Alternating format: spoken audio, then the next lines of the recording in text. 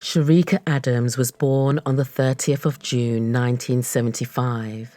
She was raised by her mother Sandra Adams and her grandparents. Cherica attended Winston-Salem State University in North Carolina, but dropped out halfway through to pursue a career in real estate. She also worked as an exotic dancer at a club. Cherica was beautiful and described as having a magnetic personality. Rae Lamar Wiggins, more commonly known as Rae Carruth, grew up in Sacramento, California, and played football for the University of Colorado.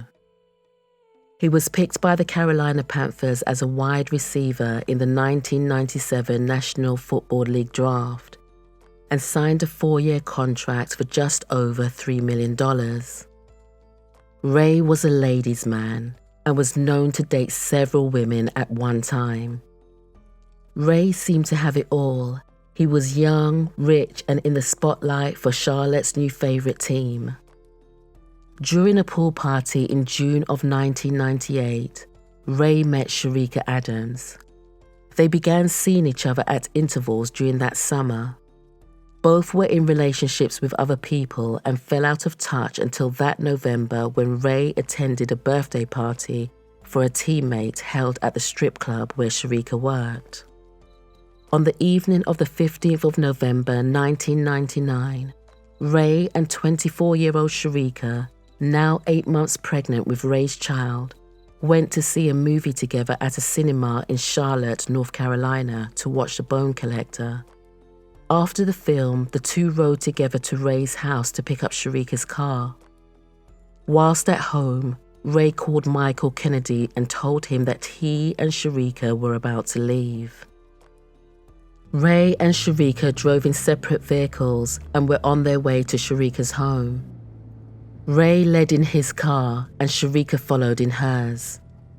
Michael and passenger Stanley Abraham, who was in the front seat, and Van Brett Watkins in the back seat followed Cherica in a rental car. As the three cars drove down Rae Road, a 2-lane residential street, Rae suddenly stopped in front of Cherica's car, forcing her to stop. Michael pulled up beside Cherica's car, and Watkins fired 5 shots into her vehicle, wounding her once in the neck and 3 times in the back. Rae and Michael fled the scene in different directions. Despite being shot, she was able to call 911 and speak to an emergency dispatcher for over 12 minutes until the ambulance arrived. During the call, Cherica told the 911 dispatcher that she was 8 months pregnant and had been shot while driving her car. At around 12:45 a.m., police officer Peter Grant arrived on the scene. Officer Grant conducted an on-scene interview with Cherica in which she identified Rae Carruth as the vehicle's driver that slowed down in front of her. An ambulance arrived and took Cherica to the Carolinas Medical Center. There, in an interview with Officer Grant, Cherica gave a chronology of events. When Officer Grant asked Cherica if her boyfriend did this to her, she said yes. Doctors delivered Cherica's baby by emergency C-section and moved her to a trauma intensive care unit. The attending nurse, Tracy Willard, asked Cherica if she remembered what transpired. Cherica nodded and motioned to the nurse to bring her a pen and paper. In her own handwriting, Cherica again described the night's events. Meanwhile, Cherica's mother tried to contact Rae to inform him what happened to Cherica. She tried several times to get hold of Rae with no luck. Eventually, Rae arrived at the hospital with an entourage, including a woman. Rae wanted to see his son. However, when they arrived at the NICU, he didn't want to touch his son, but instead took a picture of him, stating that this may be the last time he would see him. Soon after communicating with Nurse Willard, Cherica went into a coma. On the 14th of December, 1999, a month after the shooting, Cherica Adams died. Her baby son, Chancellor Lee, survived, but suffered severe brain damage due to lack of oxygen. On the 25th of November, 1999, Rae was arrested and charged with offences related to the shooting. Rae posted bond and was released on condition that he remained in the city. On the 14th of December, Rae's attorney left a message on his answering machine informing him that Cherica had passed away. At around 10 p.m. that night, Rae contacted an old friend, Wendy Cole, and begged her to take him to California. The state then issued a warrant for Rae's arrest on murder charges. The FBI found Rae the next day in the trunk of Wendy's car in Wildersville, Tennessee. The state charged Rae with first-degree murder of Cherica Adams, conspiracy to commit murder, discharging a firearm into occupied property, and using an instrument to destroy an unborn child. The state also charged co-conspirators Michael Kennedy, Van Brett Watkins, and Stanley Adams with crimes related to the murder of Cherica. The state offered numerous exhibits and testimonies of over 20 witnesses, including co-conspirator Michael Kennedy, to establish Rae's orchestration of Cherica's murder. Michael testified, without the benefit of a plea agreement, that after he met Rae in January or February of 1999, he socialized with Rae and visited his home quite a few times. He testified that a few hours before the shooting, Rae asked for help in the plan to kill Cherica. Rae told Michael that he had got Cherica pregnant, that she was trying to juice him for money, and that he was already paying $5,000 in child support and didn't want to pay another $5,000. Rae explained to Michael that he had previously paid Watkins to beat up Cherica so that she would lose the baby, but Watkins hadn't done it yet. According to Michael, Rae told him that he would take Cherica to the movies and to stay in the area and wait for his phone call. Once receiving the call, Michael was to follow Cherica's car. Watkins was to do the rest. Rae gave Michael $100 and told him to take Watkins to get a gun. Michael also testified that at 11:51 p.m., Rae called to tell him that he and Cherica had left the movies. At 12:19 a.m., Michael received another call from Rae in which Rae told him they were getting ready to leave the house. After the shooting, Michael testified that Rae went straight down Rae Road just as Cherica had told the 911 dispatcher. Through cross-examination, the defense attempted to establish that Cherica was shot because Watkins wanted to punish Rae for refusing to finance a drug deal and had nothing to do with Cherica's pregnancy. The defense offered 45 witnesses who testified that Rae, who had no criminal record, was mild-mannered, kind, and never violent, and was looking forward to the birth of his child, and that his bright career as a professional football player with the Carolina Panthers gave him the means to pay child support. However, the state offered the testimony of two of Rae's former girlfriends. Both testified to Rae's anger when they became pregnant with his child, his unwillingness to pay child support, and his threats of violence towards them. Amber Turner was one of Rae's girlfriends whom he impregnated. She testified that in 1998, Rae directed her to have an abortion and threatened her, stating, "Don't make me send somebody out there to kill you." She decided not to have the child. Additionally, the state called Cherica's cousin and roommate, who testified that she received a call from Cherica just before the shooting at around 12:15 a.m. In a call to her cousin, Cherica said that she and Rae were on their way over to the apartment and would be there in 15 minutes. She asked her cousin to tidy up the apartment as Cherica had not expected Rae to come over. Cherica's father also testified that when he asked Cherica at the hospital whether Rae had legitimate reasons to stop due to traffic lights or a stop sign, Cherica shook her head no, that no traffic lights or stop sign caused Rae to stop. In addition, a friend of Rae's, Candy Smith, also testified in the early morning of November 16, 1999, at the hospital just after Cherica had been shot. Rae told her that he wished that Cherica would die. When Candice asked Rae if he was involved, Rae went into a deep trance and wouldn't even look at her. According to Candice, Rae said that he hit his brakes in his car to slow Cherica's car down and witnessed the shooting, then just drove off and went to a friend's home. After 2.5 days of deliberation, the jury indicated in a note to the trial judge that it was divided on all charges and wished instruction.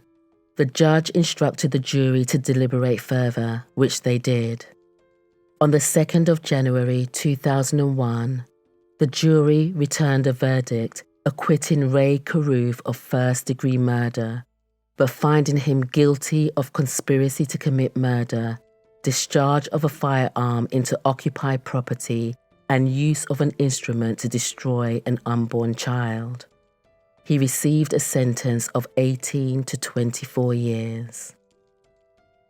According to the North Carolina Public Safety Department records, Rae served his time in minimum security and didn't make any trouble. He worked as a barber for his fellow inmates for $1 a day. However, shortly before his release from Sampson Correctional Institution, Rae began making waves declaring that he wanted custody of Chancellor. He expressed regret about the death of Cherica and apologized in a letter to her mother, Sandra Adams, who has had custody of Chancellor since he was a baby. Rae claimed that he and Cherica were seeing several different people, and he wasn't worried about her pregnancy because it wasn't necessarily his. In his handwritten 15-page letter, he praised Sandra for helping Chancellor overcome the challenges of cerebral palsy. He learned to walk and talk, which doctors initially thought was impossible. However, Rae also dared to write several awful things to the mother of the daughter he conspired to murder. For example, he wrote, "Never was Cherica under the illusion or delusion that I was ever going to propose marriage to her. Lust was the tie that bound us, not like or love. We randomly hooked up a handful of times and never made it about anything more than that." He also wrote that she, Sandra, wouldn't be around forever to take care of Chancellor. Who the hell does this arsehole think he is? Former Carolina Panther Rae Carruth was convicted as the mastermind behind Cherica Adams' murder, a crime that left their son with lifelong disabilities. Now, with months left on his sentence, he's accepting responsibility. And I have never heard that before. Reaching out from behind bars to apologize and also target the woman who's raising his son. He is attacking me.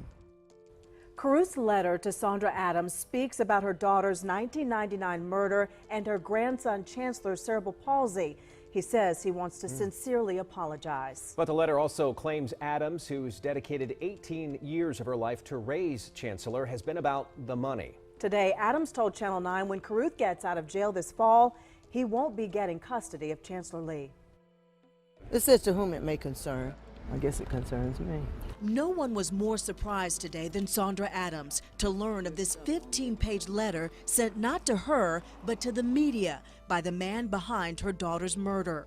In it, Rae Carruth says he wants to, quote, openly confront and debunk the lies that he says Adams has told about him. He opens by calling her a godsend for raising his son, Chancellor Lee, who was born with severe disabilities after Carruth conspired to kill Chancellor's mother, Cherica. Then he apologizes, saying, quote, "I take full responsibility for everything," which Sandra Adams told us today is a first. Whether he means it or not, he's spoken into the universe and said out of his mouth that he was responsible for Cherica's death and for Chancellor's cerebral palsy.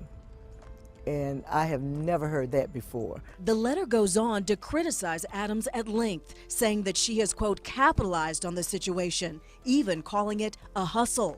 Carruth, whose 18-year prison sentence is up this October, writes, "I'm already going to have an impossibly difficult transition due to no one else's fault but my own." Then he accuses Adams of, quote, "unfairly making matters worse." He is attacking me, saying that I'm telling lies about him, that I'm trying to turn the public against him, and I've never done that. Yeah. Adams has long said that she would like Chancellor Lee to know and even have a relationship with Carruth, and Carruth's letter indicates he wants that too. He writes, "I'd give anything to have the opportunity to do right by Chancellor and to play a meaningful role in his life." That led Sandra Adams to clarify. I am not trying to mislead anybody to think that Rae is going to come and pick Chancellor up for the summers and take him out to California and come over and get him every week and be daddy. That's not what I mean about relationship. I do want Chancellor to meet him. You get in a relationship with She takes somebody, Chancellor Lee to prisons to speak about domestic violence, saying he's in the Smile Ministry. Sandra Adams says she doesn't know the motivation behind Carruth's letter, but she insists it won't change the work that she's doing with her grandson. There's way too much going on, and just violence, period. My sole goal has been to promote peace, and I'm going to be on that mission till I die. Now, we asked what Chancellor Lee Adams might call Rae Carruth, maybe dad or daddy. Sandra Adams said Carruth has not been a dad, so Chancellor will simply call him Rae. Rae Carruth walked out of prison on the 22nd of October 2018 as a free man, except for 9 months of supervised parole. He allegedly moved in with a friend in Pennsylvania and began working from home. Rae is now asking Sandra to let him spend time with Chancellor rather than seeking custody. Michael Kennedy pled guilty to second-degree murder and received a minimum of 11 years and 8 months. Stanley Abraham pled guilty to the lesser charge as an accessory and received 90 days in jail and 5 years probation. As for Van Brett Watkins, he was sentenced to not less than 40 years and 5 months and more than 50 years and 8 months. However, surprisingly, Watkins wrote a letter of apology to Sandra and would send a few dollars here and there to help with Sandra's care of Chancellor. He also warned her that Rae was still unrepentant and thus a danger to her and Chancellor. Rae now gets to speak to his older son every day, which is unfair, as Sandra will never get to speak to her daughter again, and Chancellor will never know his mother, which is a direct result of Rae Carruth's actions. Sandra Adams, who became a board member of Mothers of Murdered Offsprings, has said she would never relinquish custody, but she forgives Rae and will consider allowing him to visit Chancellor. As for Chancellor Lee, what can you say? This gorgeous young man with an infectious smile has exceeded the doctor's expectations. His grandmother has done an excellent job of raising and caring for Chancellor, which I'm sure was not easy. My sincere condolences to the friends and family of Cherica Adams. May Cherica's memory be a blessing for her family and everyone who knew her. Stay safe, and I will see you in the next video.